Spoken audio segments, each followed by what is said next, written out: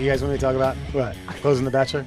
Bachelorette? No, Something like that? you brought up the Let's- close on The let's- Bachelor, and Alan and I now need to figure out how this relates to the conversation we were having previous to you hitting start record. So what I was saying is, Yeah. there's a phenomenon where, like, from the 50s to the 60s, the style and clothing changes drastically. 60s to 70s, 70s to 80s, 80s to 90s, 90s to the 2000s, and then, like, post 9/11, like, you can go back to an episode of The Office from 2005, and the only thing that really tells you that the year is different than it is now is the technology they're using. What do the computer screens look like? What kind of cell phones do they have? That's it. Like, the stuff around them gives away clues, but the people themselves, stylistically, don't have this dramatic shift in era, and it's odd. And you said, and I because of the abruptly people said- on The Bachelor. I said, you mean like the clothes the guys wear on The Bachelor? So yeah, if you watch, well, mostly it would be The Bachelorette because it's a bunch of guys, right? It's a bunch of guy contestants. Okay. And apparently the producers of the show have a very strict, it's like they can wear what they want, but it's a strict wardrobe where you can't have brand names. And then it's like, it's a lot of solid stuff. It's a lot of like either vertical or horizontal lines. And the producers are very particular about this because they want a look. They want I think they do so to avoid lawsuits and things like that, or they don't have to pay out royalties or things like that. But, I don't know. That's the first thing that came to mind. And I noticed it. I was like, man, these guys all look the same. And Sarah's like, yeah, the producers do that on purpose. They want them to look similar. Yeah, but I mean, okay, and I agree that they don't want to get sued or they don't have to pay any rights or royalties to anybody. But like stylistically, wouldn't they make them look as attractive as possible? Isn't that the whole point of the show, is to kind of superficially pick a mate based on what they look like? Yeah. I mean, you didn't get these fucking tailored. Is that the point of The Bachelor? I thought there was like a little like fake relationship building involved. I don't know. I don't watch The Bachelor. So I have no fucking clue. Or The Bachelor. I mean, I think in theory you're correct, Alan. But I think in reality it's it's a picturesque horror show. It's like, you got 30 of them. Give me those 6. Let's narrow it down. Let's narrow it down right now. Yeah, That's I think like, if I were lucky enough to be the Bachelor in 30, I could probably, they talk, trying to like drag this out across the course of the season. I could dwindle that shit down in a long weekend. And be like, I guess like you, and you. Okay, the rest of you fucking fuck off. We're gonna.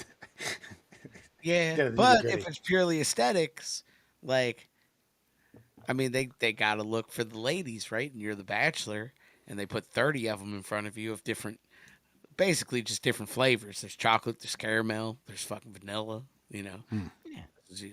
All types.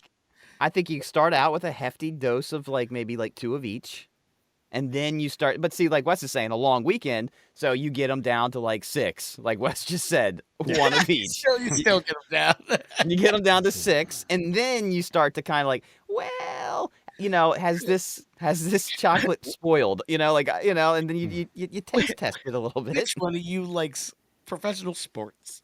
Let's Yes, talk no. Let's talk late 80s World Series. Okay, get the fuck out of here. All right, Scooch.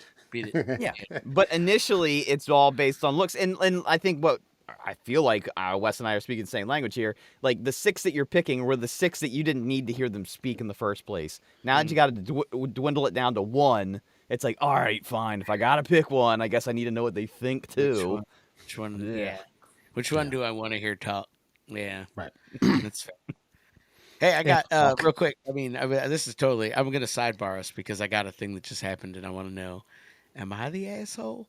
I mean, the answer is probably yes, but kind of not, because That's safe money. I came home this evening from a networking event, and I was just jamming. I was just jamming to tunes. I mean, at a fucking loud volume. Yeah, sure. Fuck am I? But I enjoy my music loud, so I came home to my neighborhood, fucking loud music. Pulled up my street. My house, there's no parking in front of my house because it's around that time that like college students have come back and like a couple people moved into the neighborhood and everybody's parking like dickheads. Like apparently nobody's parked on a residential street that you need to parallel park on. And so everybody leaves spaces and there's just places, nowhere to park. So you got to park farther away from your home. So I parked like, I don't know, 8 houses, 9, 10 houses down maybe. And as I'm parking, turn music down because got to concentrate, right? Fucking whip the shit in there. Fucking get it. Hold on, let me Get out. sidebar you real quick. You know that car manufacturers have a volume dampener built into your stereo system, so that when you're going at a slower speed, the volume automatically comes down. The guy when I bought my Honda showed me how to adjust that, so it doesn't. You could either do it a lot dramatically or not too much, because they know that you're going to reach for the stereo, so it automatically turns down the I slower don't you think go. mine does that, but I'm gonna look into it. But yes, hold on. I don't want to keep us for too long. So Sorry. I park my car, get out of the car, get my shit, like go into the trunk. Fucking somebody else is like parked, I guess, up the street or something, was walking down to their home, and there's this gentleman standing on his porch smoking a cigarette, fucking sitting there, and he asks the guy walking up the street, he's like, "Hey, is that your buddy?" Pointing at me, and he's like, "No." He goes, "Hey, do you live here? Is this your house?" And I was like, "No." I was like, "I live down the fucking street." I was like, "Who the fuck are you?" He goes, "Why are you playing your music so fucking loud?" And I was like, 'Cause I can." Like, and then I very dramatically looked at my watch and was like, it was like 8:15. I was like, "Oh, it's 8:15. It's so fucking late." I was like, "I'm sorry." I was like, "But yeah, go fuck yourself." And then opened my trunk, got my bag, kept going. He's like, "Oh, you're a fucking tough guy, huh?" And I was like, "Yeah, 1622. Come see me." He was like, "I got a newborn, you fucking dick." And I was like, "Fuck you and your baby." I was like, "I don't give a shit." It's like, and just kept on fucking walking. I was like, "Again, 1622, bud." He was like, "You know your car's parked in front of my house." And I was like, "Cool, do that." And just kept on fucking walking, didn't even look back. And the whole time I was just smiling at his ass, cheesing. It's like, "Come on down." Oh, It's dude, feeling frisky. I think this is like, what is it? The immovable object meets the what's the phrase? Unstoppable force and the immovable object. That's it. You guys just Yeah. fucking squaring off in front of the house. I do have to ask, I think this is an important caveat to the entire scenario. What type of music were you in fact listening to? I was listening to the Mighty Mighty Bosstones. Oh, that is a wrinkle in time I wasn't anticipating. You know what track it was? It was Dr. D from Live in the Middle East. It was their live album from about 1999. Oh, Yeah, and it was a fucking banger. the clothes Live? were totally different in that music video. Just fucking just off the wall. By the way. So yeah, But- no, I didn't. I knew you were expecting me to be like, "Yeah, I came home pumping some Future. Let's talk about cocaine." Nope. Let's talk about Dr. D, the guy whose basement they used to play in and practice in as young lads. A rich guy who let them fucking play ska music in their basement. Yeah, I was not. Ska was not on the menu. It was not. There was Oh. nowhere to be found. But Andrew Murray, Ska real? it's always on my menu. Hey, I gotta tell you, I was listening to some real Big Fish the other day. Good. Oh, what's You the should. one? I'm gonna go to the record store. I'm gonna Yeah. give them all my money. Yeah, sell out. Yeah. Sell out with me tonight. Yeah, so Yeah. I'm okay with some ska. But you know Yeah. what? Now he's the asshole. This Right. changes the entire dynamic of the story. If you were Exactly. rolling up with some fucking like NWA, just blasting, rolling some bass, I'm like, nah, dude, I'm sorry. That's a residential neighborhood. You're kind of being a dick. But if you're going, I don't think that you're the asshole. I That's just right. don't. That's See, what I- joyous, jolly music. What I think happened here was I'm going to pull a Big Lebowski Oh, he was reference. strung out. He was probably hasn't slept in a couple days. Yeah, has got this new boy. Well, you know what? There are ways to not have those, and that's your fucking problem, not my fucking problem. No, but we have to be, as a society, Nope. we have to Nope. sort of. Well, that's part of the problem now, Alan. So what I I think mean, happened. yeah, you're right. You're right. As a society, we do need to find some compromise. But when it comes to kids, Alan's a staunch fuck your kids. Fuck you. Fuck your kids. Don't care. Not my life choice. Your life choice. Let the man have a mic.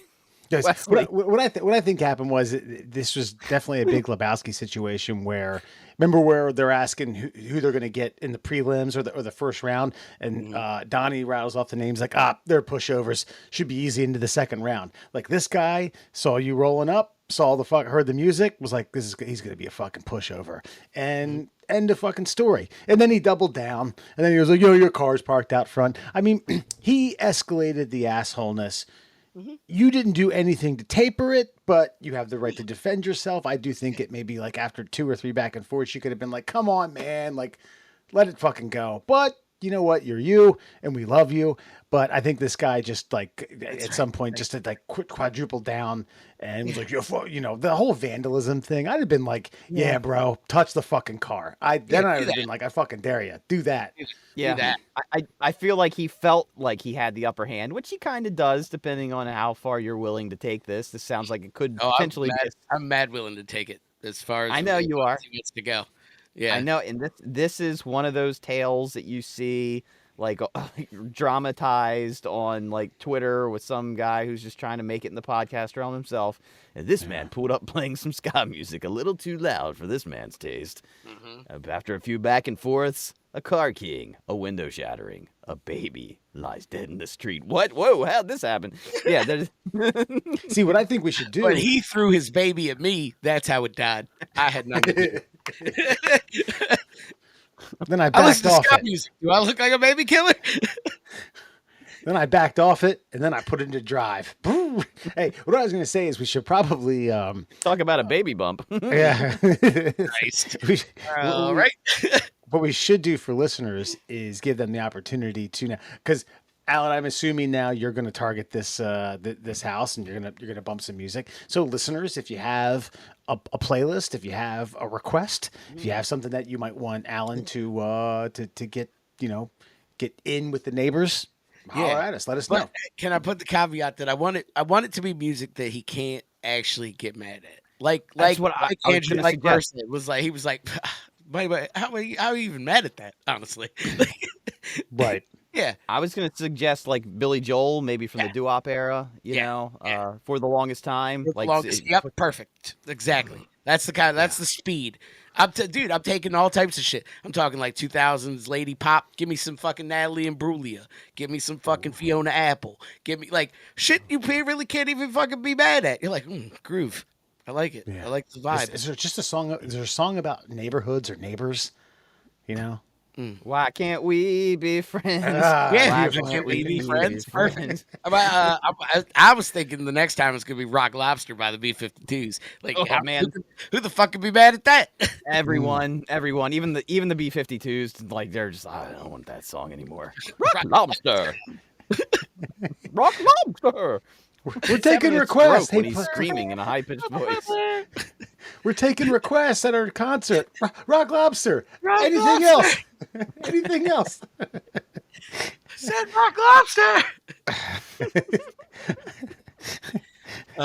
Yeah, good times. That was Middle good. class souls, everyone. Murr Allen and Foxman. Murr, wait, did you have something that happened to you as well? That's fine. Listen, we're all about interjecting. We've gone from The Bachelor. We've gone now from The Bachelor to Alan's disgruntled, newly fathered neighbor who like a pin drop wakes up his child to. Dummy.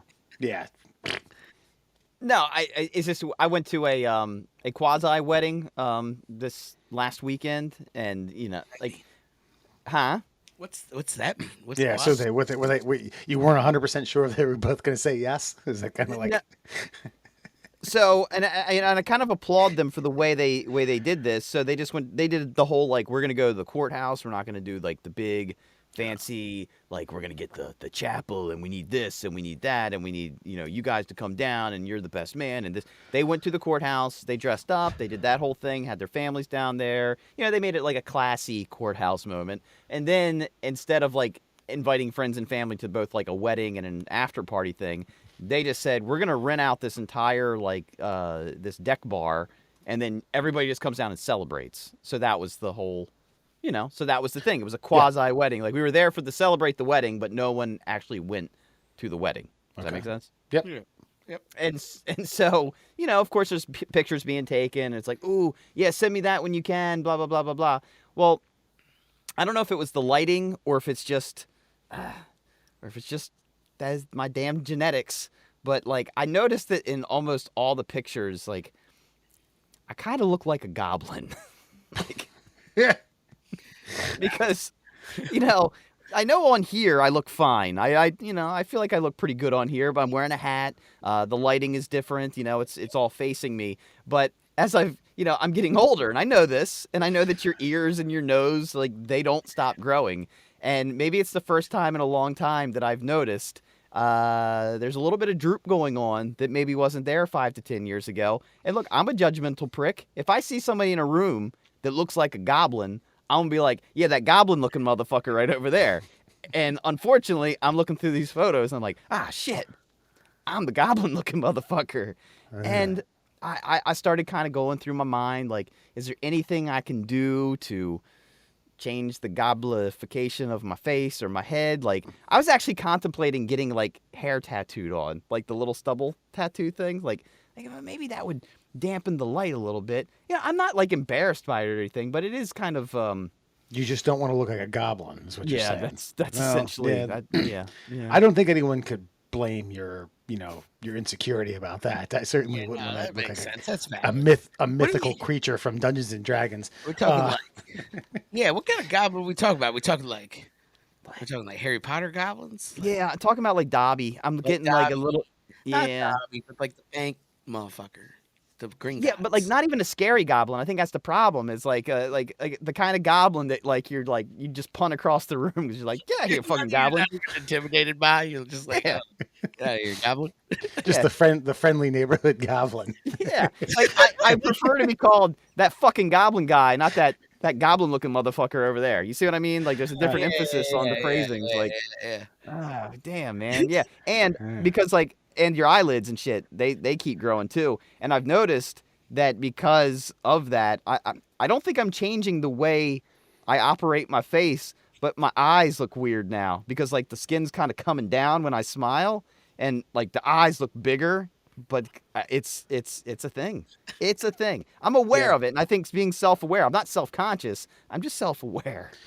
Yeah, so I've noticed over the course of the last year-ish, just like seeing photos and seeing myself getting older. But about 5 or 6 months ago, I had two people within the course of a month tell me like, you're like, and they weren't very nice. They weren't even discreet about it. It's like, you're looking older. And one of which was a friend of mine's mom who I hadn't seen in quite some time. Okay. And her first thing was, you look old. And I wanted to say, you look like your face caught on fire and someone put it out with golf cleats with metal studs, bitch. I was like, hey, good to see you as well. So I understand what you're saying. Maybe not necessarily the whole goblin thing, but listen, maybe there's a Reddit forum. Maybe there's like fellow people who kind of de-goblinize or taper the goblin. I don't I know. think that was the Ballstones' third album. Taper the goblin. Yeah, that's right.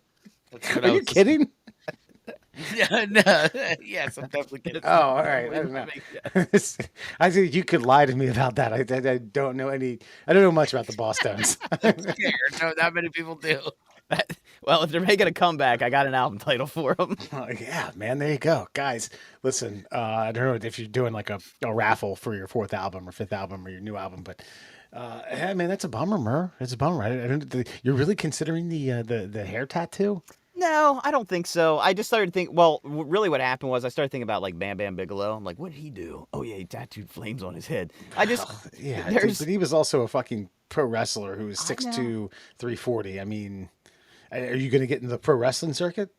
I think that ship has sailed. Unfortunately, there was a time where I thought about it. I knew I would always need like the big guy in my corner. I wanted to do like Master Blaster from Thunderdome. Remember how like that the little goblin guy rode like the giant. This is a deep pull from Mad Max Thunderdome, by the way. I don't know if like our listeners are sure. Yeah, 1985. It was the third Mad Max, but it took place. Maybe it's third in the timeline. Anyway, I know what you're talking about. Yes. Yeah, and it was like a little decrepit goblin-y dwarf guy who rode on top of this big monstrous mentally challenged individual, and so he was the master and he was the blaster. And I always thought like, man, that would be like me and like the giant, like Paul Gotcha. White, what's it, the Big Show, like Yeah. I would just direct a Big Show, and then I would do like giant frog splashes when he threw me at people, and that would have been my whole wrestling Right. career. Yeah. So you're considering flames? Is that the? I think you should do a wig of the week, something just gradually more and more obnoxious. I've thought about it, and I actually did get mad at myself. Well, we're recording this on the 2nd. I got mad at myself yesterday because every year at Halloween, I'm like, go buy a shitty wig, and so I can wear it on April 1st and just like have a like nice little April Fool's Day for everybody, and just take it seriously. Like, nah, this is my look now, and I keep forgetting to go buy a stupid fucking Halloween wig. I guess I could go on Amazon. I'd probably get cheaper. Oh, now they're cheap.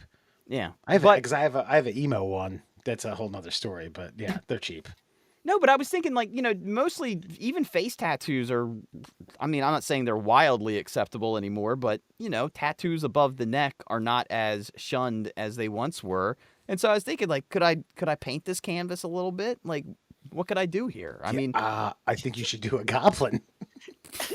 Oh, solid plan.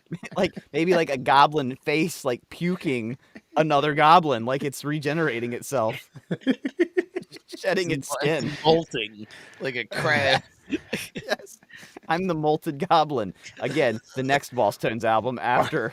Yeah, that's their third one. Yeah, That's the critically remixes, acclaimed. Yeah. So what's it called? The Molten Goblin? Yes, Uh, it's I not. just But I will say this: what's his face? Joey Lawrence. Have you seen him recently? from Blossom. Yeah. He also was a musician, kind of, but no, I haven't seen him recently. Well, about 10 or 15 years ago, he was losing his hair. And Okay. he got the tattoo stubble on his head. And he thought he was fooling people, and he wasn't. And then he went out and he got the hair plugs on top of the tattoo dots. Mhm. And now he looks handsome as fuck again. Like he starring in any Hallmark movie he ever wants to for the rest of his life. Like dating a 30-year-old. Like, Well, I see. This is kind of the opposite end of the Bam Bam Bigelow spectrum. Bam Bam was a pro wrestler, so the Flames and for those of you who don't know the pro wrestler Bam Bam Bigelow, you can look that up. He was about 340, super agile, but had legitimate cartoon flames all throughout his scalp. On the opposite end of that, Joey Lawrence, albeit now he's but to say he's D-list might be stretching it. He has money, and a fair amount. yeah. Those Blossom residuals. And that one song he did where he prances around Venice Beach with a fucking Eagles starter Yeah. jacket and no Nah, undershirt. He was once like B-list, which was good money, I think. Well, Right? what Yeah. he was on Give Me a Break back in the 80s, Yeah. and then he was on like some show with like his brothers, Yeah. and then he was on Blossom, Yeah. and then he lost the hair and he kind of fell out of the good graces of the Well, good Disney I Corporation. will say I do recall because Kelly used to watch it, and I just by default watched it by osmosis. It was a show on like I don't know, fucking ABC Family or some shit with him and Sabrina the fucking teenage witch bitch. Fucking what's her name? Clarissa. Clarissa explains it all. That's her real name. Melissa Joan Hart. Yeah, yes, there it is. Thank you. It was him and her, and he was like her Manny, and she was like a state senator or some shit, or like a city councilman in like Cleveland or some bullshit. And it was not bad. It was okay. It's a wholesome family comedy, It wasn't terrible, and he wasn't bad. He said "whoa" a lot. It's his thing. Dude, By the way, that- it's Nothing My Love Can't Fix is the music video that I'm talking about. And it's him shirtless, Christ. prancing around. He's got a Randall. It's not even a jersey. He's got a Philadelphia Eagles button up, but it's unbuttoned, showing off his abs and his nipples and stuff. So well, either way, that guy's like 50. He's been working since he was 4 years old, and he's had steady work his entire like youth and adult life now. So he's like, so he's had like 45 years of just solid employment in the entertainment business. So yeah, he's doing all right. He's doing all right. But I will say, whoever his hair plug master is like he's like Picasso of hair improvement. It's amazing. Whoever did Joel McHale's hair plugs too. That guy gets a round of fucking applause. Dude, honestly, hold on. You Joey sure about Lawrence. this? Joey Lawrence, you can like tell, kind. You're like not even kind of. You're like, fuck yeah. Those are Okay, Look the at one that. on the right, That that one hairline. right there. isn't That made one? by God. That's made by fucking man. Like that's a man-made. Like you know how you look at shoreline and Yeah, you're like, right oh, there. yeah, Taupe man-made. shirt. Taupe shirt, right where your cursor was, over to the No. right. Yeah, Hold yeah, on. yeah. So So that's the tattoo. that's the tattoo. I And assume that then is as well.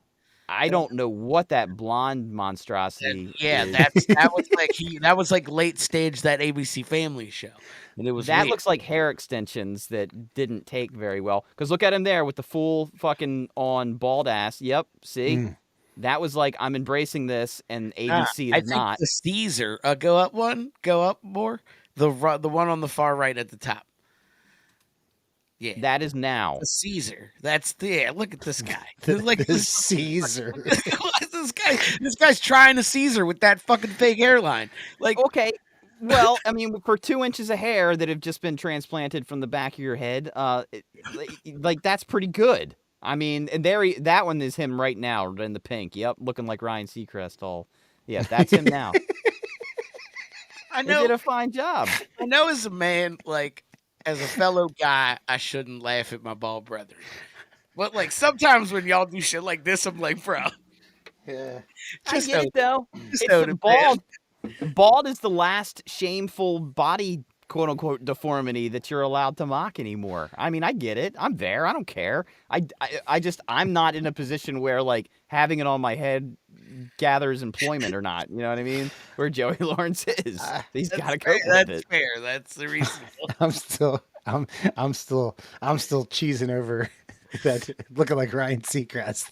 That was so funny. He did. Dude, that little Ryan thumbnail, Seacrest. that's Ryan Seacrest or Joey Lawrence with bad hair. It's like Ryan Seacrest's stunt double. You know, Yes. if he needed one. They should pitch that for like an SNL skit. Like Joey Lawrence does like all the far shots because he's in better shape. And it's like, all right, bring Ryan in. Ryan just does headshots. Oh boy. Hey, so how does this tie into? I'm still failing to see how this ties into You always fail to see how things tie DiCaprio in. getting his butthole fingered by his girlfriend. There it is. Because as we lose our looks, we have to start to compromise. Leonardo DiCaprio has gotten to a stage in his life where he's not had to compromise just yet, but he's been dating a 25-year-old for the last, 2.5 decades? Leonardo DiCaprio started dating 25-year-olds when he was 25 and has always just simply dated another 25-year-old, essentially as soon as they turned 26. And so we could have spun it, but Well, I sorry. I mean, I was like grasping. I was laughing about Ryan Seacrest. I kept like waiting for the punchline of like buttholes getting fingered, especially men's buttholes by their significant other. I'd like to point out this girl. She was not alive when Titanic came out or was made either. yeah. So No. Okay, well, go ahead. Just get right into it then. okay. There's why are we- nothing. Okay. Paparazzi outside of a Hollywood party spotted Leo in his, I don't know, what do you want to, Vittoria Soretti or whatever the fuck her name is, at a Halloween house party in the outskirts of West Hollywood. In a moment of PDA, she can be seen over various photos sticking her hand down his boxer briefs and what appears to be diddling his butthole. Okay. Well, there we are. Well, Well, I my mean, point was, I wanted to bring it up because why do women do this? Now, maybe I'm in the minority, but I know if I'm walking up a set of stairs and Sarah's behind me, she does it every time. If I Really? have my hands full, she does it every time. She doesn't put them like down my That's pants. funny though. That's But funny. like, She's she fucking with actually, she told me tonight when she was like, "What are you guys talking about?" And I mentioned this, and she said, "Yeah, no, I think it's hilarious." She's like, "Actually, your best defense is to not have anything on at the bottoms, because I'm not going to actually like put it in your rectum. I need some like clothing or boxer briefs or some cotton, as a buffer. So if you had no bottoms on, I'm not going to do that." Wow. Well, this seems to go completely against the theory of Leonardo DiCaprio's current lady friend, because she was going, whew, she was dodging the fruit and the loom and going right for the fucking. Yeah. Yeah, she was. She went straight fucking Hershey Highway. She went straight for the soil, man. Yeah. Yeah, it's just The way I was going to spin it originally was going to be like, as you get older as a man and you have to like make certain concessions if you want to continue to date 25-year-olds. Maybe Leo just has to kind of be like, all right, fine, you want to finger my butthole as long as you stay 25. God, yeah. Okay, now I get it. Yes. She's like, you know what I really like to, even during, not even in the bedroom, during PDA, I like to diddle a little bit. And he's like, okay, whatever you say. I think you're probably right though. Well, how old is he? How old is he now? He's got to be right at 50 Yeah, probably. Yeah. because he's not much older than me. Yo, what's your old ass? He is 48 years old. 48. Okay, so he's only 4 years older than me, and I mean, he's So like, I mean, at some point in time, look, 40. How old are you now? What'd you say? 4 years old? You're 44. yeah, I'm 44. You're like, oh, I don't know about getting my butthole fingered, and like, you know what I mean? Like, you're of a generation that you're just like, no, I don't know. That's not for me. I don't think I'm gonna leave that one. No, I'm gonna leave that one to other people who want to do that, and that's fine. Like, you're entitled to that. But like you said, he's dating 25-year-olds, and these 25-year-olds are like, boop, and he's like, oh, but maybe there's something to that. I did see a comment on this post that we posted, and a young lady said something about a fucking male G-spot. Maybe we're fucking up, honestly. Who knows? You know what I mean? It sounds crazy. I'm just saying, potentially, maybe we're fucking up. Yeah, but okay. Yes, there is a male G spot, but like you have to be bent over on all fours, and there's got to be lube See, but she's like that's maybe what we believe because we watch movies and shit. We watch American Pie, and we're like, oh, that's how it happens. Well, But maybe hold we're on. wrong. It's a road trip. All right, that's a theory. Either way, I'm just saying.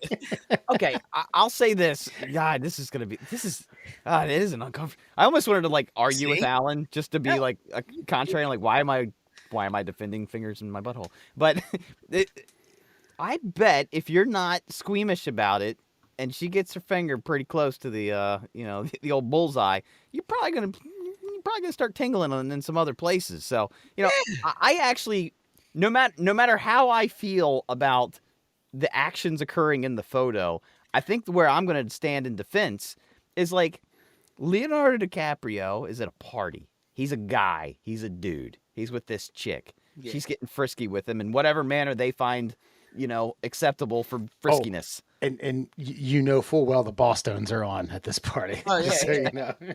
Hey, let's be clear. Fucking, they're at a party, and they ain't sober. They're on uppers and downers and zippers and zappers and fucking lippers and loopers. Like, dude, yeah.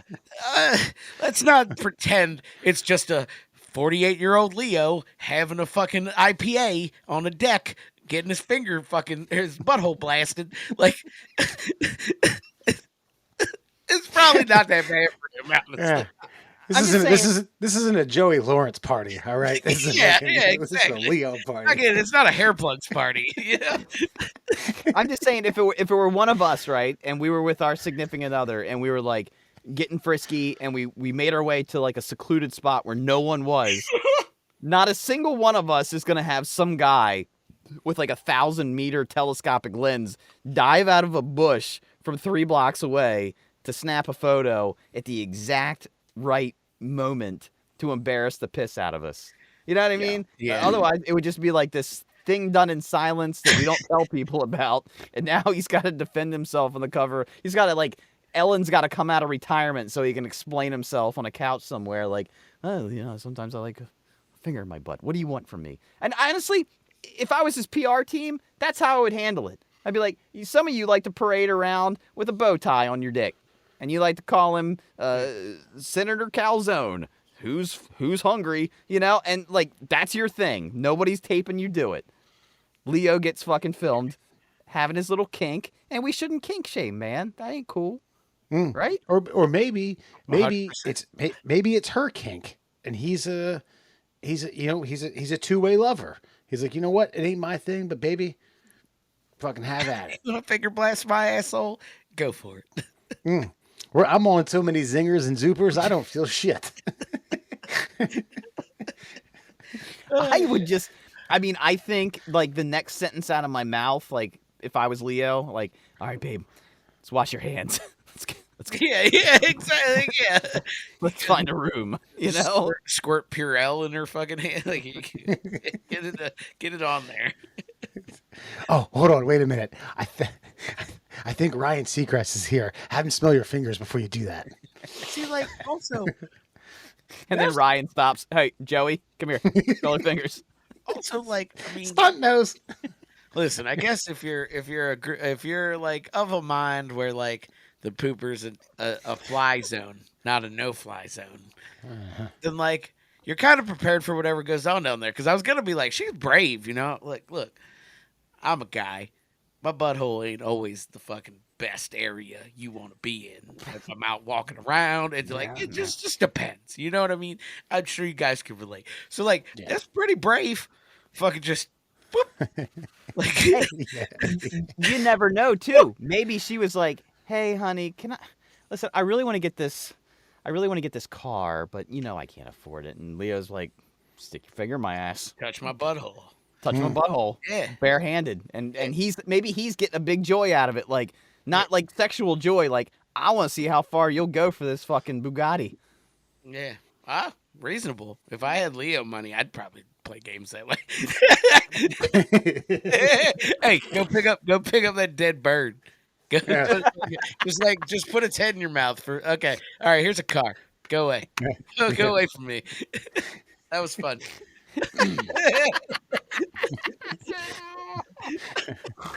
Oh, yeah. So there you are. All right. I'm good with that. I'm good with that. Let's get to friend or foe. Good with that.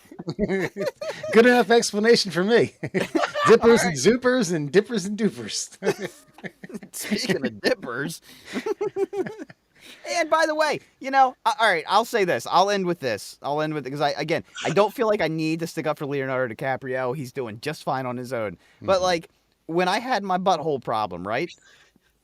I was like, I had to get suppositories, right? I never put a suppository in my butt. Nothing's ever gone there. And then, like, the first time, I'm like, I'll just do it in the bathtub because then I can just wash all the, you know, the sin away. And then after doing it, and you had to, like, do it for 30 days, well, by, like, day 5, it's like, fuck, I'm running late. Whoop! No big deal.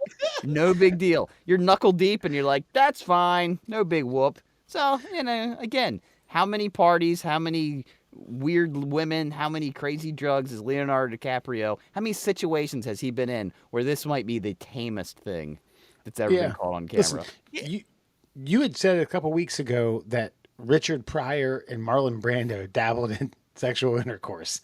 And I know like you're giving me that look, but we're not gonna go there. So yeah, Leo's now 25-year-old girlfriend getting a little fucking, you know, finger happy on a balcony after a few cocktails and God knows what else. Tame. Enjoy yourselves, okay? Yeah. Enjoy yourselves. Yeah. But let's get in to tonight's friend or foe. Gonna read a news story to you. See if you agree or disagree. And we're staying in that racy realm here. There's a Utah town, and they're rallying around a pole dancing skeleton after city officials ordered the risque Halloween decoration to be taken down. Now, this is a couple days late, obviously, because Halloween just passed, but this was on the docket. We're going for it. So there's a pole dancing skeleton, and it's been stirring up some controversy in Grantsville City, Utah. Of course, it is Utah, home of the Mormons, okay, home of BYU, home of Puritan activities and multiple wives. Now, city officials came to the aid of some residents of the Utah town. God dang, they just I think they make stories longer, but it's by repeating them over and over and over. Okay, so Wes has the photo up for you now, and it's they got a letter said, quote, "You have until 9 p.m. tonight, October the 18th, to take down your decorations, or they will be removed by the city. Displays like this are not acceptable and go against the city code." And so the town rallied around them, bought them more stuff. Some neighbors bought tip jars for the skeleton. Some of them brought out those lawn chairs that you see there and put the extra skeletons in as an audience. And so my friend or foe is, when it comes to this specific Halloween decoration, is this a bridge too far? Yes or no? Are you a friend of the Halloween decoration or a foe of the Halloween decoration? A pole dancing skeleton. Wes, we'll start with you. I, you know, I'm having visions of a neighbor telling me that my music was too loud while my newborn's trying to sleep. Uh, but I mean, if you gave me no frame of reference, I'd want to ask, I'd immediately ask, okay, what are we talking about?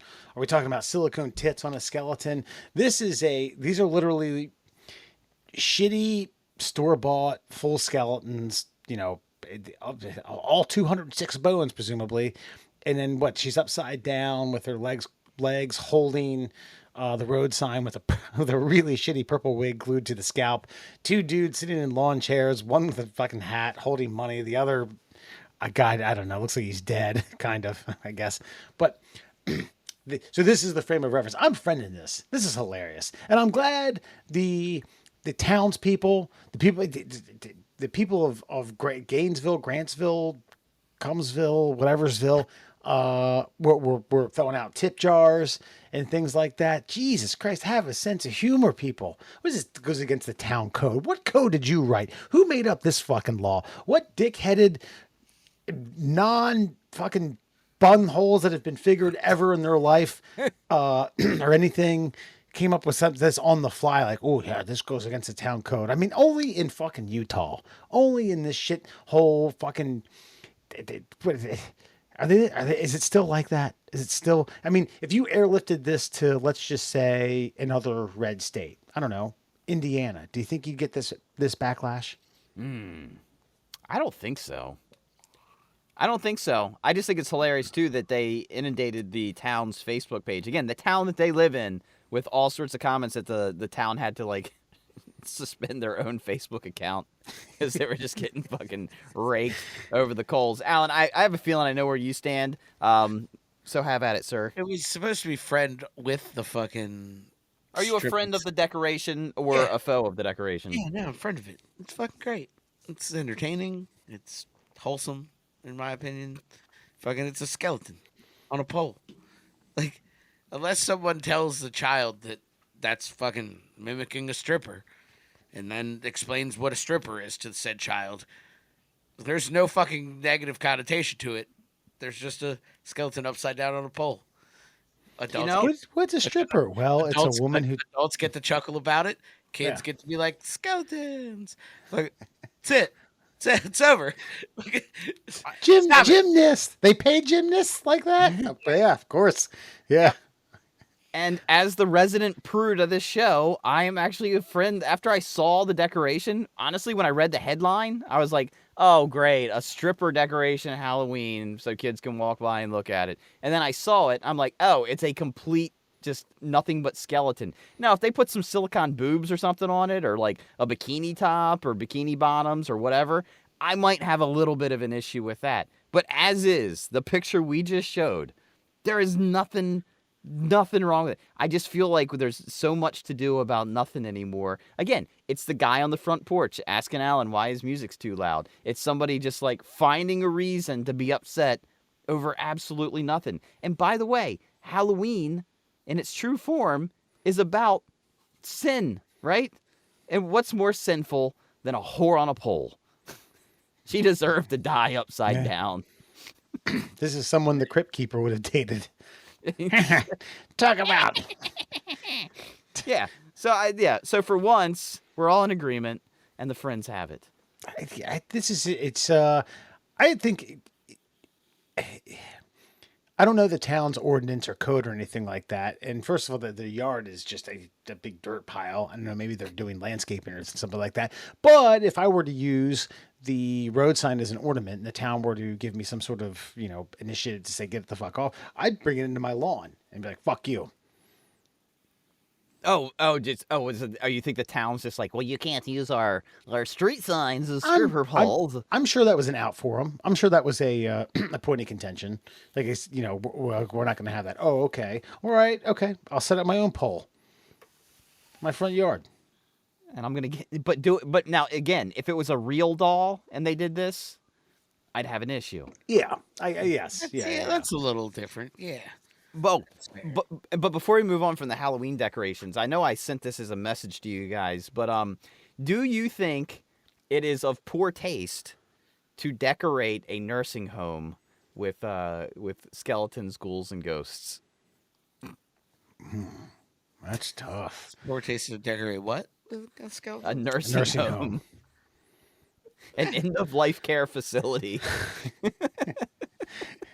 Just introducing you to some new friends. Those old timers got a sense of humor. Who wants to hang up their future self portrait? This is Glenn, your crossover buddy. He's going to help you acclimate to your new surroundings. It's terrible. So take your meds or don't. It's not going to matter in 24 hours anyway. Yeah. Happy Halloween. Mentioned this when my mom was volunteering after she retired at a retirement home, like something similar to what you talked about. This 90-year-old woman said she wanted to take up smoking. It's like, I smoked a little bit when I was a teenager and I haven't smoked since. And my mom was like, all right, whatever. Fucking go for it. Smoke them. She's going to spend all of her fucking retirement on a pack of cigarettes. Shits are expensive now, man. Yeah, whatever. Who cares? Who bought her the smokes, though? Did your mom go buy her a pack of cigarettes? No, she didn't. She didn't enable. But she condoned. She was like, She condoned. fine. Like, I think she said, "You're 90. Fucking Christ, whatever. Smoke them up." Have at it. Yeah. If you guys are still in good health and I am on my deathbed, I want one of you to find me a syringe of heroin. Yeah. You heard it here. You heard it. I think actually me and Kelly said that shit when like we're like in our 70s. Like we're like, yeah, fuck it. Let's just give it a whirl. See what happens. Like, I mean, I want to be close to death. I don't want to I don't want the heroin to be like the reason I go out. I just want it to be, I want to give it a try before I go to hell. and I'm also not saying like go and have like a little nip, a little taste. That's how it starts. A little. That's how it starts. There's a Leo movie about that, by the way. It doesn't involve butthole fingering. Well, if you run out of heroin, it might. That's it. All right. Do we want to expand our minds, make ourselves smarter, knock our IQs up or down a tick? Let's get to it. Let's get to your 5 fun facts for your Friday. Brought to you, of course, by our brand new friend, Cuckster for Life. Find him on Instagram. Nothing makes me happier when I see that new Cuckster video hit the fucking internet airwaves, man. God, it just makes me feel better about me. Hey, in his retirement, old Terry just, hanging out by the old radiator, living off. He's got the real Hawkster has has a weed company now. Oh, really? Yeah. So everybody has weed coming in. I know, but he's expanded what taking your vitamins actually means. Smoke your weed, say your prayers, work out. Yeah. Eat a gummy, find God. But find him, Cuckster, the number 4 Life on Instagram. Let's get to it. Your mental floss, amazing facts. Did you know trick-or-treating and the 1930s gangsters have an intertwined history? When trick-or-treating started gaining popularity back in the 1930s, adults were worried that kids, quote, threatening people with tricks if they didn't get candy was emboldening them to become criminals later on in life. It was a concept born out of the cultural fascination with mobsters of the era. Depictions of the tradition in comic strips and cartoons helped normalize the practice, which is why we don't do the trick anymore, and we just give the treat.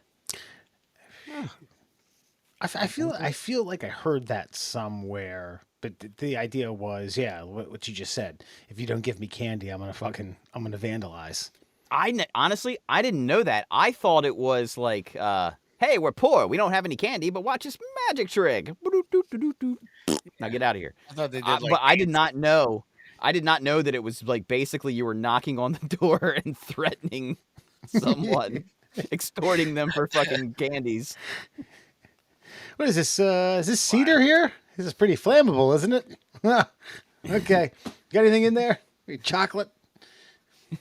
Snickers, or I have some extra toilet paper for you. I hope the kids talked like that too, like trick or treat, eh? You ain't got no candy? Oh, well, it looks like you don't have a car. And fucking just drive off. They were all news reporters, right? Yes. And gangsters. Have you ever heard those little bastards yelling about newspapers? Get your newspaper. Get your paper. Extra. Read all about it. The babe swats 5. Yeah. They got a little bit of Chief Wiggum in them too. Did you know Earth? Okay, hold on before I start this one. This is simply a fact.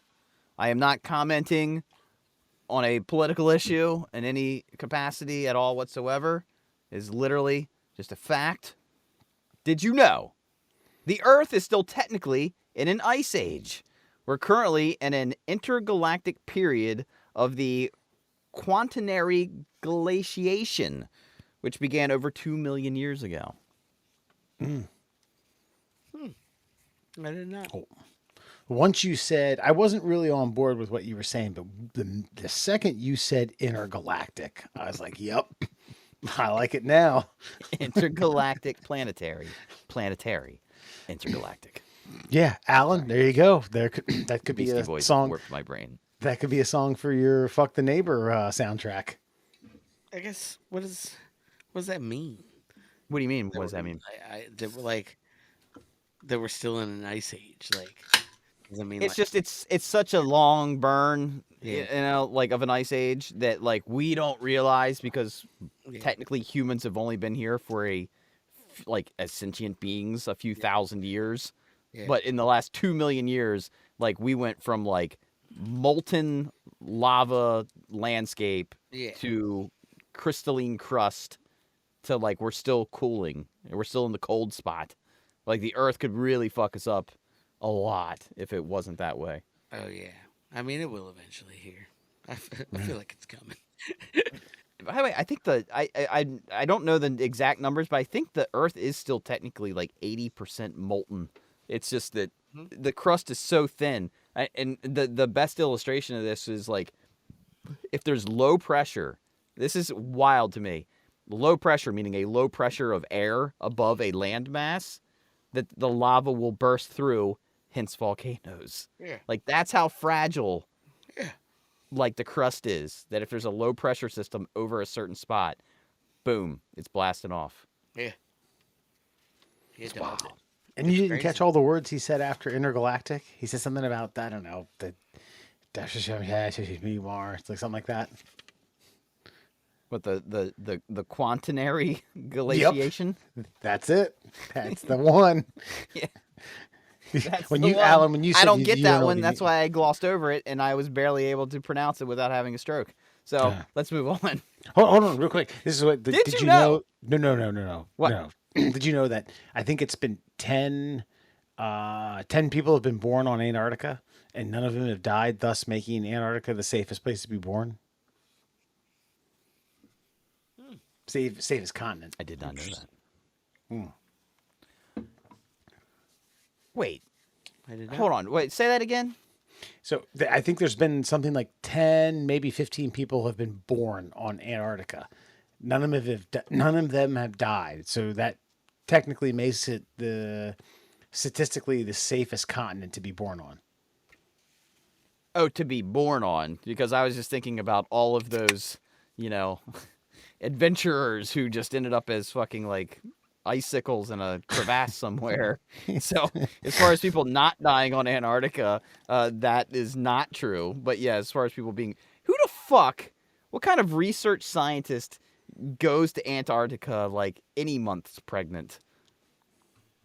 Died. How do they get away with that? I mean, listen, how do you get away with anything? I don't know. They're dedicated to their work. They love it. That's a great explanation. Bet those kids love winter. Did you know? Okay, now this is just a study group. I don't know why they call themselves this, but when 538 studied 10 regular season NFL games in 2019, they found that the average pro football broadcast lasted about 3 hours and 23 minutes. When you take timeouts, commercials, halftime, and other stoppages into account, only about 18 of those minutes feature actual in-game action. Yeah, it's awful. It's crazy. Yeah, actually, they did. If you do like action time between baseball and football, baseball actually has more action time on average. Yeah, because a lot of people are like real baffled by that. Now, some of that it's like the pitcher like starting his wind up. That's what they consider action. Which I guess like, do you want to do it at the point the pitcher releases it? But yeah, I have heard that, and I mean, what can you say? You're not going to talk these people out of it. But good, it's not an action-packed sport. Hockey, soccer, the combat sports, field hockey. Basically everything other than fucking like, I don't know, Baseball. golf maybe.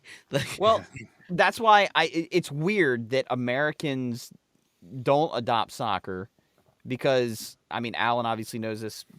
I will argue better than either of us, being such a fan of the sport, that soccer has continuous action. Like, me understanding the game, I know that like when there's a press, like there's an opportunity for a goal, and that's where that build comes from. Yeah. But Americans need somehow, it's weird. I can't watch an NFL game. Like if you go to the NFL network and like you missed a game over the weekend and they'll shorten it up to like 45 minutes. It's unwatchable for me. I need that weird tension in between plays. That like that thinking of like, oh man, 3rd and 2. You're going to try to play action? You can go for I have to contemplate the next action or the game is unwatchable to me. And if you don't give me that opportunity to think about it, then I'm just like, I don't fucking want to watch it. it's perfect for Americans because we're know-it-alls. So like, football is great because like we're like, yeah, all right, fucking 3rd forward, fucking just go with Gus Edwards in the backfield. Let's fucking Steven Justice Hill off the fucking tackle. Like we start coaching and we don't know shit, and so that's like, because I think the best part of this too is like points. I think that's a big argument. It's like soccer's so low scoring. It's wild. And then like in recent times, many Americans have been playing in like elite European leagues, and fucking they asked like I've just seen different interviews with like dudes in Italy, dudes in France, and dudes in Germany, and they always ask the Americans to like, well, I think, why do you think Americans don't like soccer? Like, they say it's always low scoring. And like, I've heard multiple American soccer players on the national team be like, I don't get it either. It's fucking, did we win a game 4-2 last night? Okay, cool. It was 28-14. Does that fucking serve your purpose, you fucking idiots? Like, that's exactly what just happened. And we played 90 minutes of sport in fucking in a 2-hour broadcast, not 60 minutes of sport in a 4-hour broadcast. Like it's the most nonsensical fucking thing in the world, but we still love it. There is also like what you were talking about, Murr, about needing that cadence. Also with like the commentary, and not only that, the coverage has gotten so good. Like they just coverage across the globe. TV is in the last 10. You talk about fashion not changing in the last 20 years. TV in the last 20 years it's gotten insane.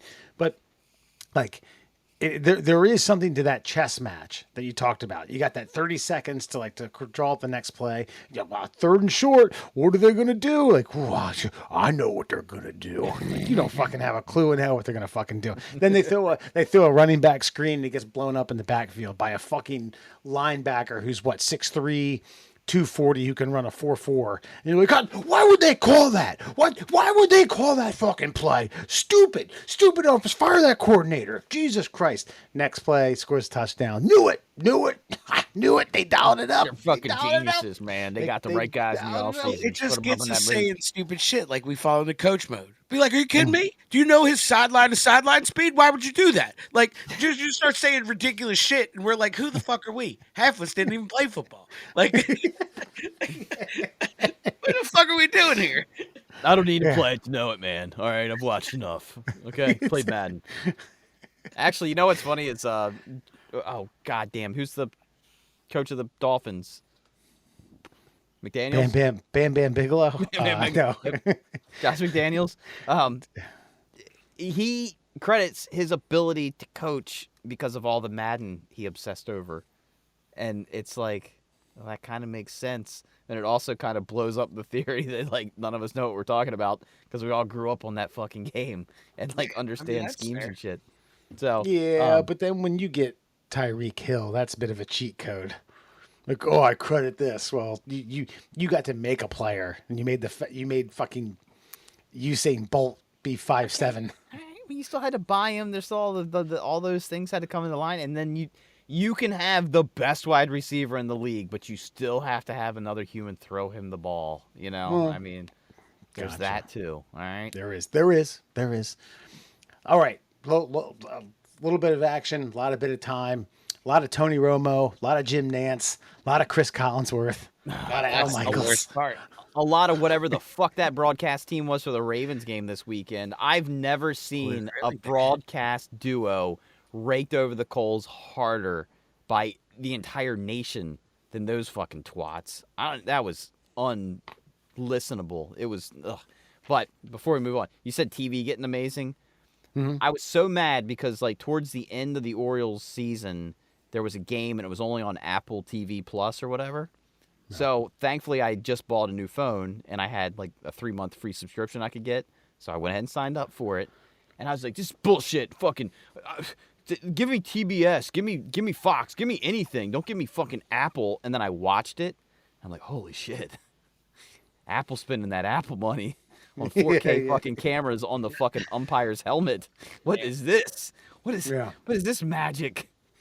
I didn't know so and so had a 5 o'clock shadow. That's wild. Dude, it was the most amazing. I mean, the commentators could have been a little better, but it was the most amazing, like, visual broadcast that I've ever seen of a baseball game. Sans an all-star game, but that's still, like, so, like, carnival-y that it doesn't really register. Right. So, yeah. But, did you know nearly 10% of all the bones in a I love this phrase, in a standard cat's body are in its tail? More than half. Is that The what you said? standard cat. What's the definition of a standard cat? I don't know. A regular old tabby? I don't know. Lion, tiger, jaguar, No. leopard, cheetah, Standard. serval. Good point. Okay, Wes has made a good point. Does he know why he made the good point? I don't know, but I'm going to accept it as a good point. Well, I don't know why I made anything. I'm just throwing out cats. So I guess if we had a combination of all those feline genetics, that would create a standard cat.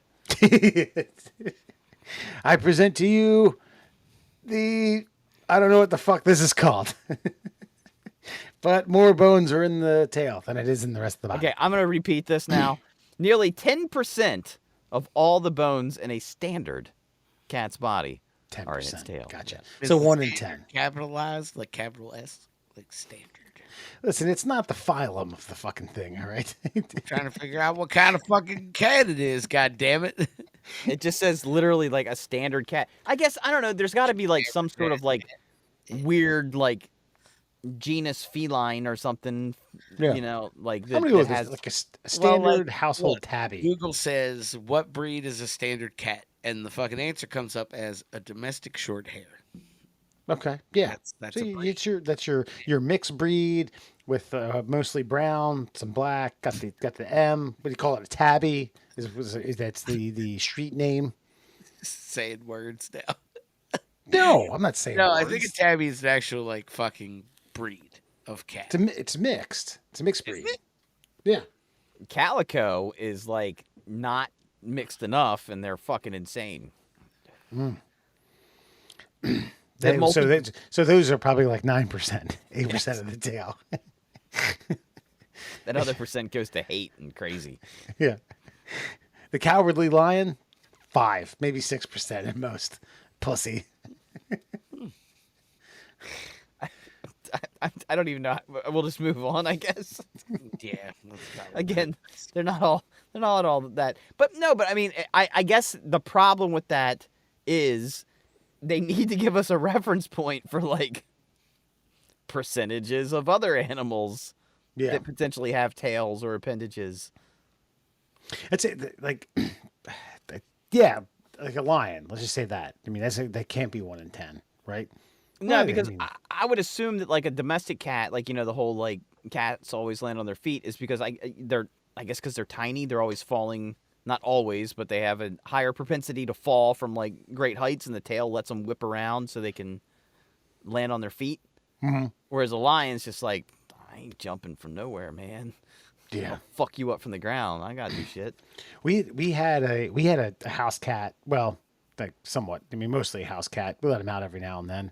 Walter, back when I was a kid, and this fucker had a beautiful, majestic tail, and he got into a territorial fight. And listen, can't say that I know if he won or lost, but I know that fucker's tail dragged for about 3 or 4 days. Literally the limpest of dick tails you can imagine.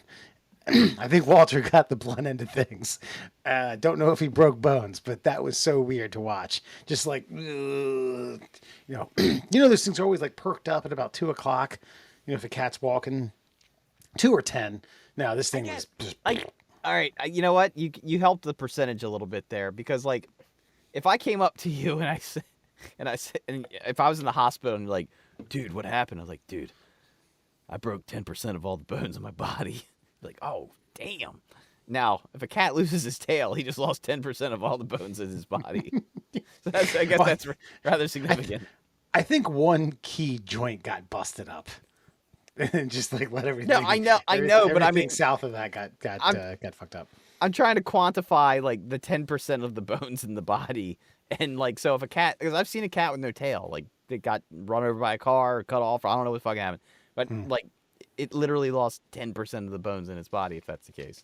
And if I got smashed 10% of the bones in my body, you'd probably like send me a gift card or something, you know? Damn, dude, you look like Joey Lawrence. Pre-hair plugs. And finally, did you know the word boycott is named for Charles C. Boycott, a 19th century British land agent. Sorry. Let me start this one over. I had to take a deep swallow, unfortunately. Like Leo after that butthole fingering.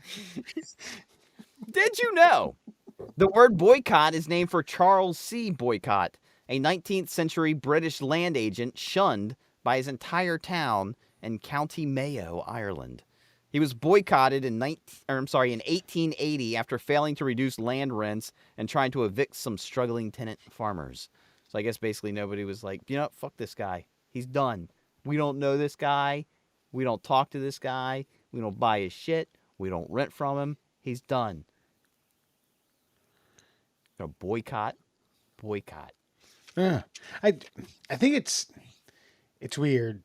As you read that fact off. Okay, so it makes sense, and obviously it's it's historically accurate. I just think I'm just a bit deflated. I felt like boycott would have been something cooler, other than like, yeah, it came from a guy named Charles C. Boycott, who people didn't like. And they boycotted him. I was like, No, I know. I get that sentiment, but I guess I had the opposite of like, okay, what is it? Woody Harrelson, bowling movie, Kingpin. Oh, you don't want to get Munson out in the middle of nowhere. Fair enough. This guy got boycotted for life, for eternity. That is now part of every vocabulary in every language. If you say boycott and translate it, they know what you're talking about. This guy was such a dick that his surname, now and forever, means fuck you and the shit you're selling. Yeah, it's pretty good. And it's good because he was a slumlord, right? They didn't want to rent from him anymore. Pretty much, yeah. Like he what is it? He failed to reduce land rents, and he evicted struggling farmers. So when times got tough, this guy just said, "Kick rocks." This guy Alan Giannis him, and they were like, "Fuck you." Fuck you, buddy. Boycott him. They hired an orchestra and played loud music in front of his building. Get in there and sleep for 45 minutes, and then get up and feed that baby, you piece of shit. And then do it again in 4 hours.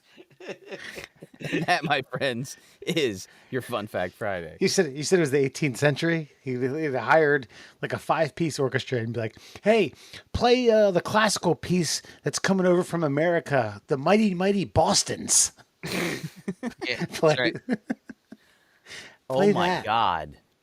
I think you might have just blew my mind a little bit. Because they're the Mighty Mighty Boss Tones, but they're from Boston. Like Flo Rida is from Florida. Yeah. That's good. Call me Nostradamus, man. I feel like the guy in fucking 2001 Space Odyssey fucking like crossing the void. Got rainbows in his eyes. What are you doing? I wish I knew some more, Really? more like do more 2001 Space Odyssey sound bites. But hey, listen, tonight on but speak of blowing your load. Tonight, I That's thought what you said happened that. there. No, You said that. you blew I my thought you said that. mind. Blow your mind. Speaking of blowing your mind, tonight on Before You Two Go, different woman, things. woman accuses, quote, the Jizz Carlton of putting semen in her water and then offering Marriott reward points to fix the solution. So they go by Jane and John Doe, that's fine, of Washington State, arrived at an oceanfront luxury Half Moon Bay resort. Don't know where that is. Washington State. Don't know the town. But anyway, it was last year. They were visiting their daughter who was attending a nearby university for Thanksgiving holiday. They were celebrating Jane, the wife's birthday. So it turns out they ordered some room service, and the lawsuit that they are filing alleges that they visited began normally. The couple was properly greeted when they arrived. Then later that night, the couple realized they were out of water, called front desk for some more. Moments later, male employer arrives with 5 bottles of water. Then, well, they said, I had no reason to believe the bottles of water were tampered with. No shit. She takes a sip, and then according to her, there was some semen in one of the bottles of water. Practical joke, gone wrong, gone astray. That just shouldn't have happened. So they filed a lawsuit, and they're calling it the Ritz-Carlton, a.k.a. the Jizz Carlton. Your thoughts on, well, I don't know, some more vitamin C in Jane Doe's body? Like vitamin D. Mm. Hold on. So hold on. Are you okay? Is the article like jokingly calling it the Jizz Carlton, or did they literally book a stay Okay. at vacation at a So place called that? Because No. if they here's my point is if they stayed at a place called the Jizz Carlton where it was like some like kinky sex place and you got some cream in your coffee, you know what I mean? Like you can't be mad about it because like that's the whole gimmick of the place. But if No. they're staying at a Ritz Carlton and that happens, then it's a problem. So this is from Barstool Sports, and obviously, so what they're doing is they're taking excerpts from the news story and then adding their own commentary. It's from the Ritz Carlton. Barstool plugged in the Jizz Carlton, Okay. and later on, after the lawsuit, apparently the Ritz Carlton offered an undisclosed amounts of Marriott rewards points in order to settle out of court. I'd say, listen, allegations aside, let's say this happened. Okay. She was like, I'm parched. It's late. We've had a fun night. This is our anniversary. We just saw our daughter. Glug, glug, glug. Barf, barf, barf. And it was, in fact, human male excrement, semen, as part of a practical joke. You offer me reward points. I want fucking lifetime. If you're going to settle out of court and you're not going to pay me millions of dollars, you better pay me a lifetime subscription of free anywhere at any of your hotels at any time. And my kids. That I agree with, and I think that probably is what they ended up doing. It sounds like, but how is the? Like, can't you just test pretty quickly? You know what I mean? Like that's not something like even if it Yeah, dries up, like that's if you- something. If you see jizz in a bottle of water, this isn't like it's exactly discreet. Yeah, you'll It's not like notice. camouflaged. Yeah. I mean, just the fact that so here's the problem again with like settling in court is that like it's almost like admitting guilt. It sounds like they just didn't want this in the newspapers or online or anything, and they were just like, "Fine, we'll give you some fucking rewards points, because like we don't feel like getting DNA tests done, and we don't think you want to wait for that either, and you probably can't prove this, and you're not going to be able to prove that we did it. So, like, here's, dude, this. How did she know? Right? Or How she know it's come? I mean, yes. Like, is Well, that it's like kind of like one of those old things about like I smell marijuana. Well, how do you know what marijuana smells like? Yeah, Well, I've smelled it before. right? I've been around it. Like, how do you know what semen tastes like? Well, I mean, I've been around it. I mean, My friends told me about what it tastes like. I've never done that before.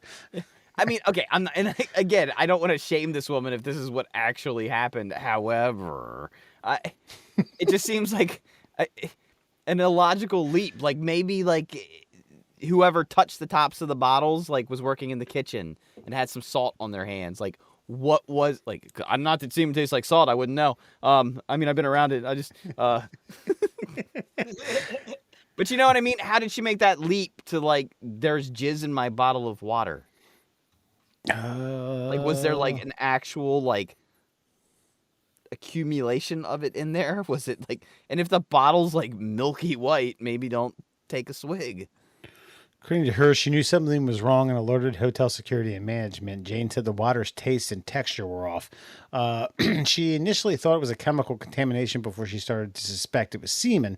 The lawsuit claims, quote, one of the hotel employees ejaculated his semen into the Ritz-Carlton labeled water bottle, delivered it to Jane and John Doe's room, and then Jane Doe drank the semen-contaminated water before she realized it had been dillified by a criminal deviant and that she had been sexually assaulted.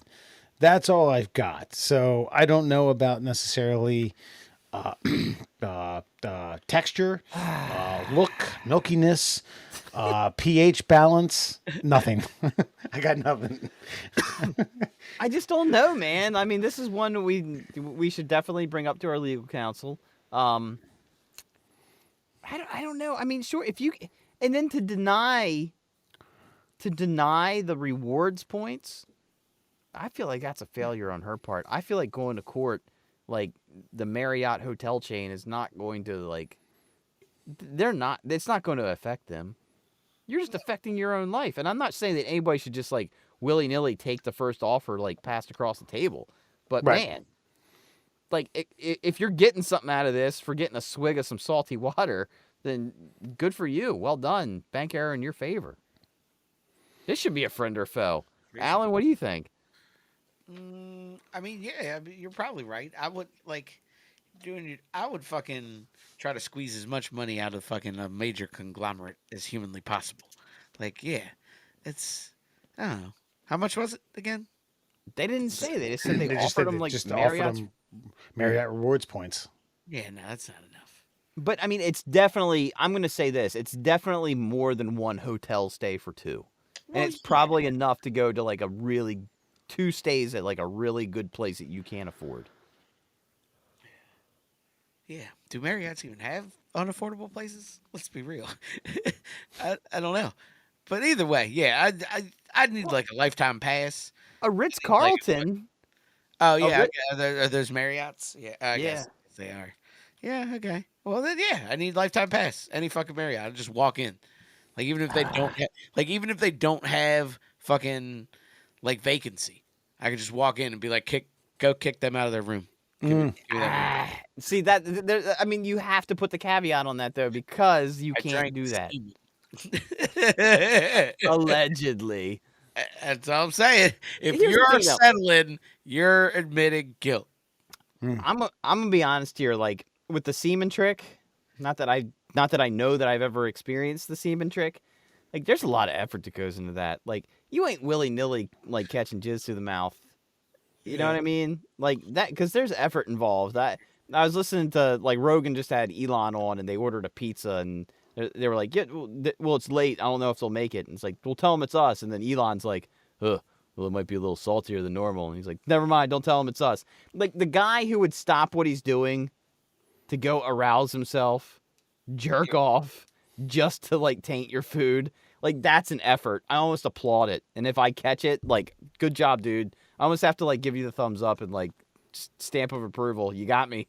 You got me. You went through all that effort just to get me. Wait, you're saying you applaud men who ejaculate on food or drink that you're being delivered? No, what I'm saying is like, to play that prank in particular, like, you're no one that's worked in the food industry is going to waste a minute of time. Am I right? Yeah, yeah, you're right. Probably true. And so, like, are they really going to go to a bathroom, like, fire up Pornhub on their phone, spend 10 minutes on that just to get me? No, it's just not going to happen. Yeah. So anytime anybody brings up, like, the old, like, I accidentally drank semen trick, like, I'm like, did you though? Did you? Did that, anonymously, and to not have the payoff? Like, the only way I'm doing something like that is if I'm, like, in the corner of a room peering behind, like, a fucking, like, palm leaf to see them, like, are they drinking it? Are they drinking it? That's the only way I'm going to even perform that action. Because if I don't see it happen, what's the point in doing it? Yeah. Yeah, that's fair. I'm okay with that. I'd go to court. So it's a bad practical joke. No, I just don't think it happened. And I think she's lucky to get Marriott rewards points. And she should fucking take them and fucking move on with her shitty, fucking, stupid life. Shitty, less cum-filled life. Got it. Yeah. Thanks, Jane and John. All right, Alan, tell all the ejaculate consumers where you can find the middle class holes. Do I have to after that? Yeah. Well, if you need some ejaculate for your consumption, fucking please follow us on all your favorite social media platforms. We're at MDL Classholes on Instagram and Twitter. We're the Middle Class Holes on Facebook and TikTok and YouTube and fucking everything else, maybe. And then fucking you can check us out for all your listening pleasures. No ejaculate involved. Fucking from Spotify, Google Podcasts, Apple Podcasts, maybe a little ejaculate. Just a smidge. Well, Check us out. Oh, we don't have email. Fuck it. yeah. Actually, we did get an email this week. It's a dead medium. We got an email this week, folks. These are related to social media comments / emails. This comes from TikTok. Disney Park casting Blickety Blow writes, I hear the point, but I do think the Asian man with the droopy eye fits perfectly in the store selling freak show stuffed animals. That's it. I don't disagree, and I do not disagree, but you know, we live in this sanitized world where you can't discriminate, like, for or against anyone. So I know the soupy-eyed Asian man working in the, you know, Disney fucking stuffed animal store is grateful to have a job and all. But I'm just saying, like, I don't have a problem with it. But I'm just saying that, like, as much as Disney's on the news about, like, you know, equality and, like, non-discrimination, there's discrimination. Yeah, fair And enough. I'm not saying that's okay. Neither are we, man. Don't worry about it. No, I'm saying it is okay. I'm saying it's fine. You know, it's like, you know, like, it's good casting. That's what they do. We should all get over ourselves. It's Disney, all right? Not everyone can be Tinkerbell, all right? You need some droopy-eyed motherfucking... You need some people in Thunderdome that are small, that can fucking... that stand on the back of bigger men. Like, look, if I'm starting to look like a goblin and you got a fucking Harry Potter fucking ride and you need somebody to, like, freak the kids out with a sock, I'm your guy. Good. So you have a sock over your penis, yeah? No. Harry gave this to me. I use it for my willy.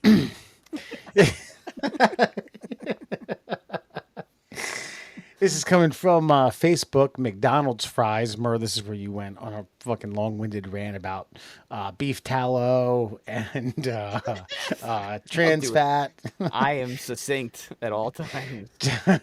John Moss writes, okay, I had to get some context to this. John Moss writes, Murr speaks the truth. The last part, I've honestly never tried. Ha ha. The last part, because I said something about, whacking, jerking off with I guess some sort of Astroglide. No, well, the grease left over from eating your delicious Yeah. McDonald's meal. It's implied. Okay. All right. Yeah. So anyway, I thought it was funny.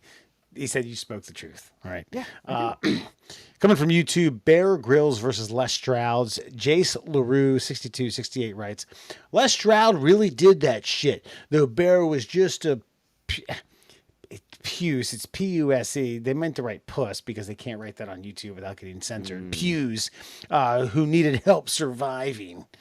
Alan? Go fucking kill yourself. You're stupid. You're a stupid person. Bear Grylls will show you how to create a utensil. Bear to Grylls, do it. let Bear Grylls fucking show us how to use your carcass as a fucking shelter in a sandstorm. You piece of garbage. Go fucking listen to Les Stroud whine like a fucking bitch for fucking an hour. 100% on That's your Alan's thing. side. Yeah. 100% on Alan's side of this. I think I even replied. I was like, yeah, but Les Stroud just bitched all the time. Whole ass bitch. Mischief and jokes. I don't know if you remember this is from Instagram, or this is where you were saying like people need to understand what like a good joke. If you put shaving cream on, it fucks up the clear coat. Then Yeah. we then talked about this is where you take a dump in a bag and light it on fire. Mike wins 83 writes, it's that poop again. I just thought that was the classic, you know. Hey, look, we talked. And you know what? Tonight we actually talked about the source, Leo's pooper. That's right. Yeah, light it on fire. That Poop's shit would funny. be like.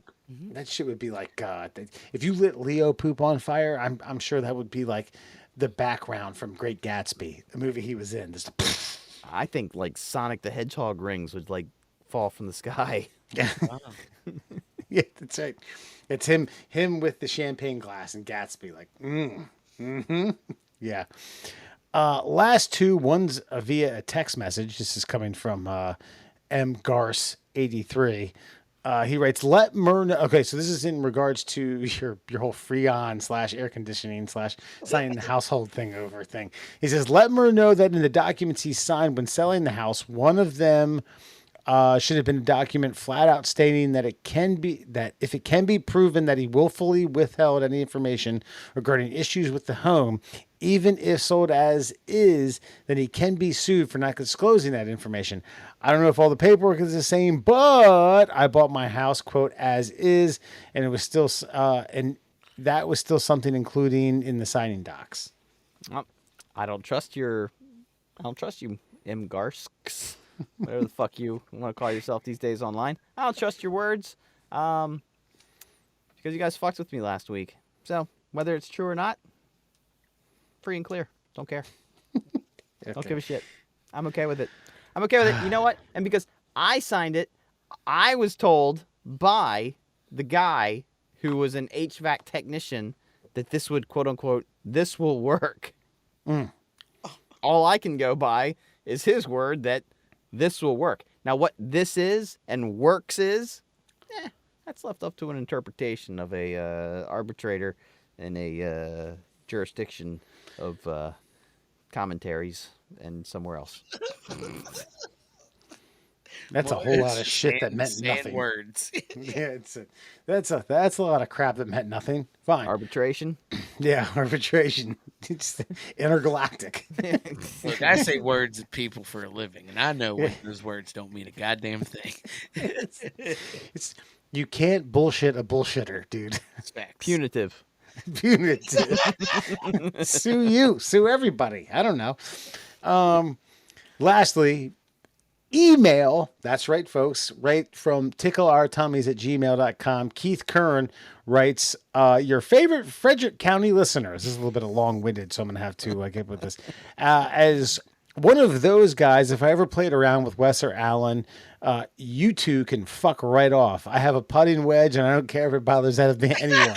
I, I suggest we play a best ball. I'll partner with Merle. We will use it on every hole.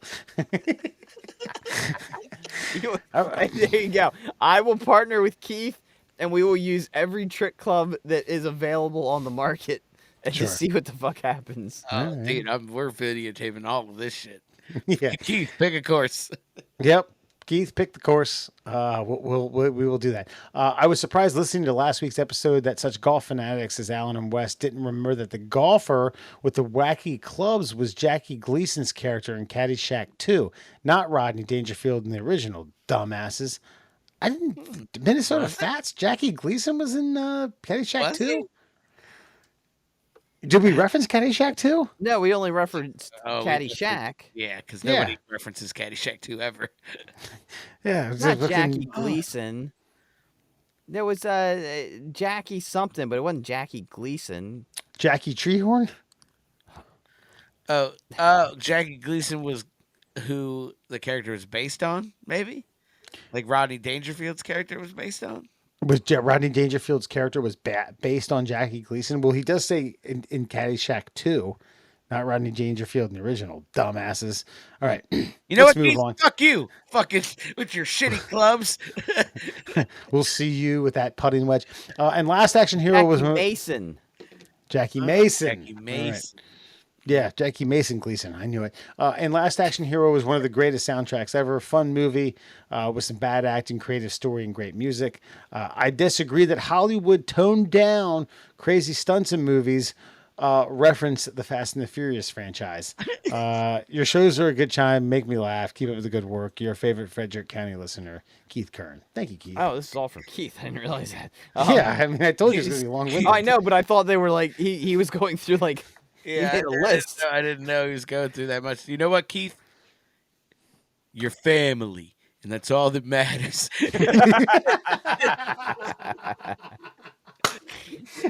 In reference to his Last Action Hero thing, I think that more action movies because of Last Action Hero came out that were quote unquote more, again, suspending reality but more realistic. But people still have a longing for those old, like, just incredible, like, unrealistic stunt sequences. Dude, people like popcorn explosions, man. Rambo did just fine. Rambo 3 did just fine because fucking Rocky Balboa had a fucking bow with fucking explosive tips. You know what I mean? It doesn't have to be real. But Last Action Hero exposed the bullshit moving forward. That's all. I'm drunk. Have a good night. Fair enough. We'll leave you at that. We'll check you next week. Hey, Murr, I forgot to ask. I always ask every year. How'd the boy do with how'd the boy do? With, He did just fine with the trick or treating. He's getting better at the the whole like stamina of walking, so we can go further. And I don't know if I like that or not. It was more fun for me just to do like 4 or 5 houses and then come home. And now it's like we can make it to the end of the street. And like, God damn it, yeah, we can. Fuck. All right, let's go. But yeah, no, he did fine. He did great. And I've come up with this scheme, which I'm gonna stay with until he's too old. Until I don't have to take him anymore anyway. We start at 7:00 because it ends at 8. And so about 7:45, everybody's tired of sitting outside. So like, hey buddy, just take a handful. And so I always tell him like, Ooh. hey buddy, when your bucket fills up, it's time to go. And like, so by like 4th house, like the bucket was like 3/4 of the way full. And then we just finished the street and it was like, all right, buddy, your bucket's full. You ready to go? Yeah. And he's super excited. He's got a full fucking thing of candy. Let's fucking go. We've been out here half an hour. We're done. Solid. Yeah, It's good stuff. you're mind fucking the parent. You are the parent that's creating the norm. Look at you. Look at But we you. have some, don't we have some farewells to do? Oh, all right. Oh. Real quick, yeah. Chandler and sorry. Chandler and that one guy. Chandler and who else passed away? Oh, Bob Knight. Yes.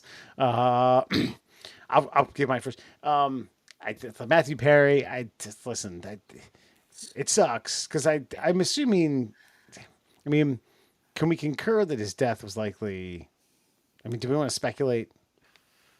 Even he if was it working wasn't on drug drugs. related specifically, like directly, like he overdosed, it was definitely drug related because of his lifestyle that he had like concocted. Even if even if he died of a heart attack in a hot tub, that heart attack was perpetuated by the mountains of cocaine he had done for the 30 years leading up to it. You're saying that this was a means to an end, where his heart was not tip top.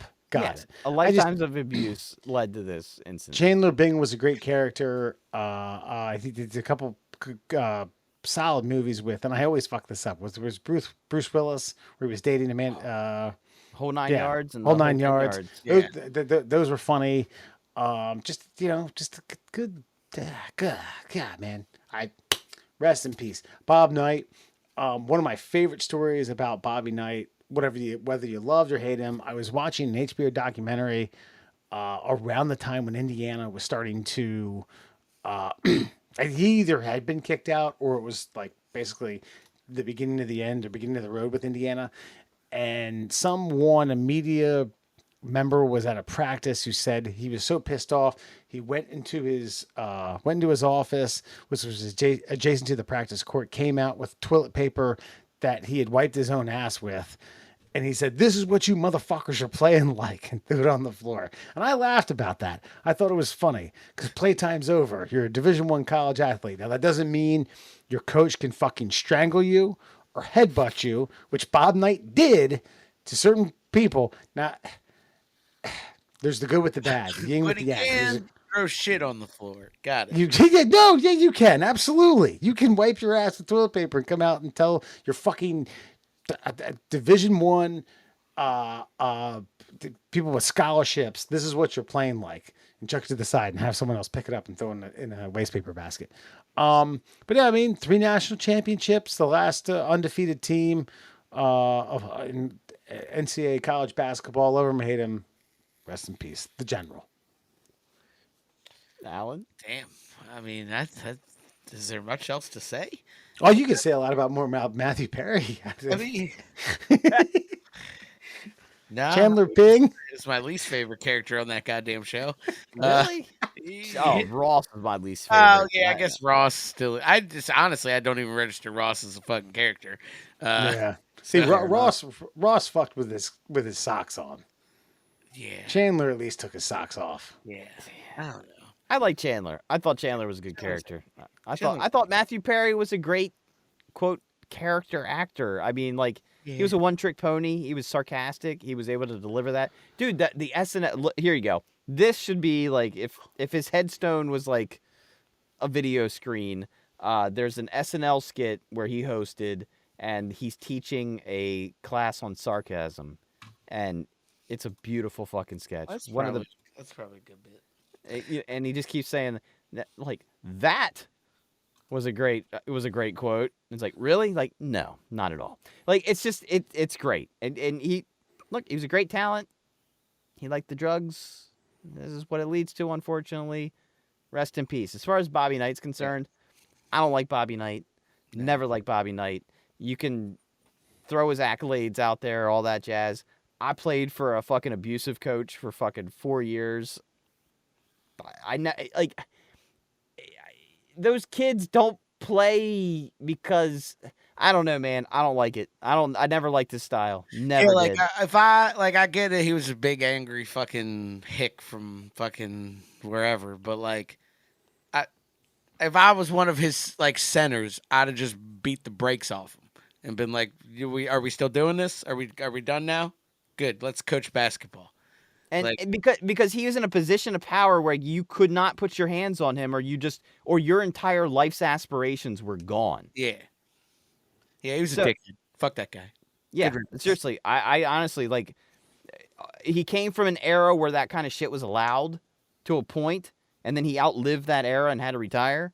But as far as his abusive nature is concerned, fuck him. Did he know basketball? Was he a basketball fucking genius? Absolutely. But if you can't get that out of your kids without threatening the shit, literally, out of them, like, fuck you, man. Find a new gig. I don't know. That's my take on Bobby Knight. That's reasonable. Like me and Murray agree. Again, it's crazy. Hey, fair enough. I'm not saying he was a swell guy. I'm not saying that. No, I know you're not. I know you're not championing, but but like the whole wiping your ass and coming out, like that's funny. But But it's like, imagine being fucking 20 years old.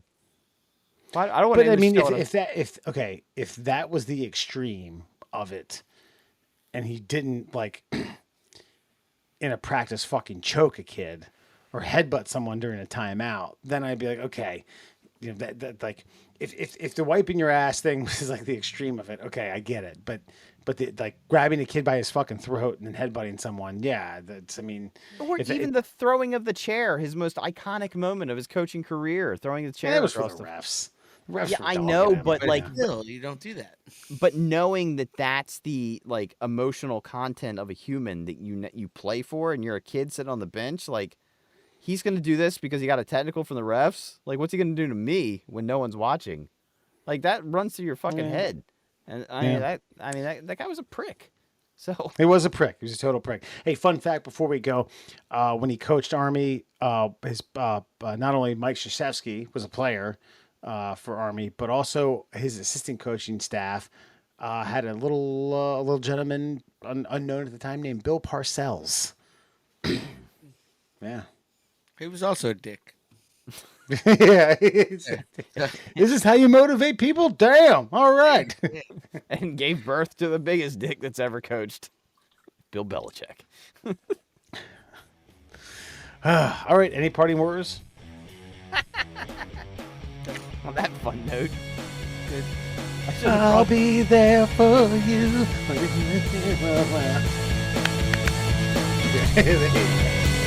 Good night.